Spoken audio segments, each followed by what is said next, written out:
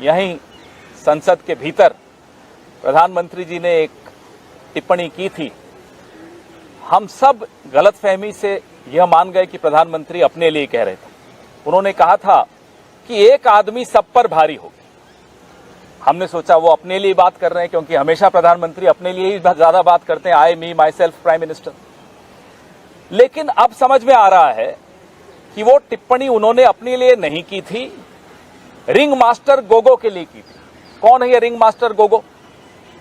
Ring master Gogo उनके दोस्त हैं गौतम अडानी। ये टिप्पणी गौतम अडानी के लिए की थी। वो एक आदमी, वो एक दोस्त पूरे हिंदुस्तान पर भारी हो गया, हिंदुस्तान की कैबिनेट पर भारी हो गया, हिंदुस्तान की संसद पर भारी हो गया। और वैसे हम उनको धन्यवाद भी देना चाहते हैं गौतम अडानी जी को।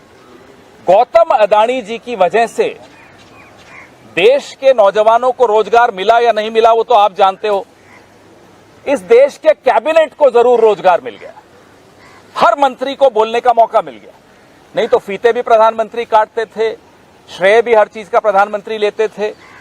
अब धन्यवाद हो गौतम अडानी जी का कि मंत्रियों को बोलने का मौका मिल रहा है। एक मंत्री थी, है अभी भी, जब वो गैस सिलेंडर पर बैठती थी यहां सड़कों पर, तब वो मंत्री नहीं थी।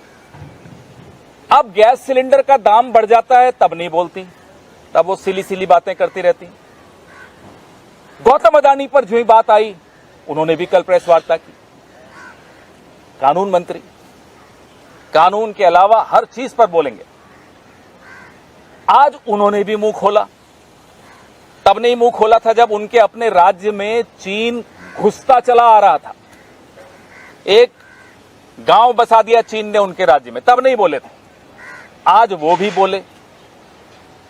जेपीसी की मांग गौतम अडानी पर, हिंडनबर्ग रिपोर्ट पर कांग्रेस जब भी करती है, ये ध्यान बटाने के लिए संसद भी नहीं चलने देते। ये इतिहास में पहली बार हो रहा है कि रूलिंग पार्टी संसद नहीं चलने दे रही। क्यों नहीं चलने दे रही? क्योंकि डर है कि संसद के भीतर रिंग मास्टर गोगो का कोई नाम नहीं ले ले।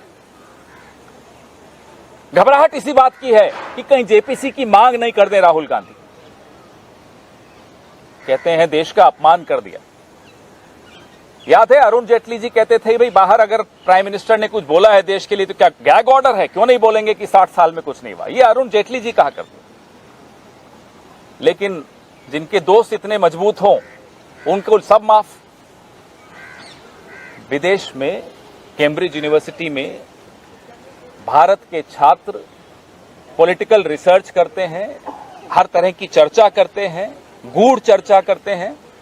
जो हमारी ये एक हफ्ते में जो डिग्री ले आती है ना मंत्री, इन लोगों को नहीं समझ में आएगा। वहां अगर लोकतंत्र के सामने जो चुनौतियां आई हैं उस पर कोई चर्चा हो रही है तो लोकतंत्र को मजबूत करने की कवायद है।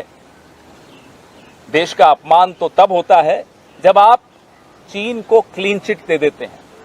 देश का अपमान तब होता है जब देश के विदेश मंत्री कहते हैं कि चीन तो हमसे बड़ा है, वो तो बड़ी इकोनॉमी है, बड़ी अर्थव्यवस्था है, हम उनसे कैसे लड़ सकते हैं। तब होता है देश का अपमान। देश का अपमान तब होता है जब देश की जुडिशरी को आप मजबूर करते हैं कि वो प्रेस के सामने आकर अपना रोना रोए। देश का अपमान तब होता है जब सुप्रीम कोर्ट इलेक्शन कमीशन कैसे बनाया आपने उस पर इतनी गहरी, इतनी कड़वी टिप्पणी करती है। तब आपको देश का अपमान नहीं लगा कि आपकी जो करतूतें हैं उससे कैसे अपमानित हो रहा है देश। आपको याद है अभी कुछ ही दिन पहले इलेक्शन कमिश्नर को आपने कैसे नियुक्त किया, उस पर सुप्रीम कोर्ट ने सरकार को अच्छी तरह से जली कटी सुनाई। तो लोकतंत्र को मजबूत करने की अगर कोई कवायद करता है तो इन्हें बड़ी परेशानी होती है। कांग्रेस पार्टी ने इस देश को जो ये कानून है आज बहुत संघर्षों के बाद दिया, बहुत बलिदानों के बाद दिया। स्वतंत्रता से पहले के बलिदान, स्वतंत्रता के बाद के बलिदान। ये हमें कहते हैं कि जाइए लंदन में झाड़ू लगाइए, वहां माफी मांगिए। ये काम तो आपका था, आप ही करते थे। जब अंग्रेजों का राज था तब यही कर रहे होते थे आप। माफी भी मांगते थे, चिट्ठी भी लिखते थे। झुक झुक कर सलाम भी करते थे, उनके साथ मिलकर भारत छोड़ो आंदोलन को दबाते भी थे, लिखते थे कि साहब ये आंदोलन कैसे दबाया जाए, हम आपकी सहायता करने को तैयार हैं। नेताजी सुभाष चंद्र बोस आईएनए बना रहे थे, ये आईएनए का कैसे मुकाबला करें उसके लिए पूरा एक रिक्रूटमेंट ड्राइव करते थे।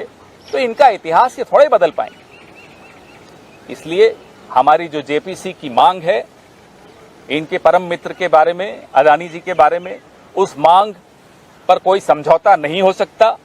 हम ये मांग दोहराते रहेंगे। ये कितना ही विषय से भटकाएं आपको, हम नहीं भटकने वाले। अदानी जी पर, हिंडनबर्ग रिपोर्ट पर जेपीसी का गठन होना चाहिए, ये आवश्यक है। इस देश का एक एक नागरिक चाहता है। इस देश में जो आज बेरोजगारी है, महंगाई है, जो कब्जा है प्रधानमंत्री के दोस्त का संसाधनों पर, उस पे देश को एक जवाब चाहिए और वो जवाब जेपीसी के माध्यम से ही मिल सकता है। कांग्रेस पार्टी इस पे कतई कोई समझौता नहीं करेगी। भले कितने ही मंत्री अपना रोजगार पालें, अगले कुछ दिनों में रोज एक प्रेस वार्ता होगी। क्यों नहीं चलने देते संसद? क्यों नहीं उस पर चर्चा होती? क्यों अदानी जी का नाम आते ही एक्सपंज कर दिया जाता है? आपको याद है, अभी तो सिर्फ राहुल गांधी जी ने वो बोला कि माइक्स ऑफ कर दिए जाते हैं। किसान कानून कैसे पास किए थे राज्यसभा में, कैमरे तक ऑफ हो गए थे। फिर कहते हैं लोकतंत्र कोई खतरा नहीं है।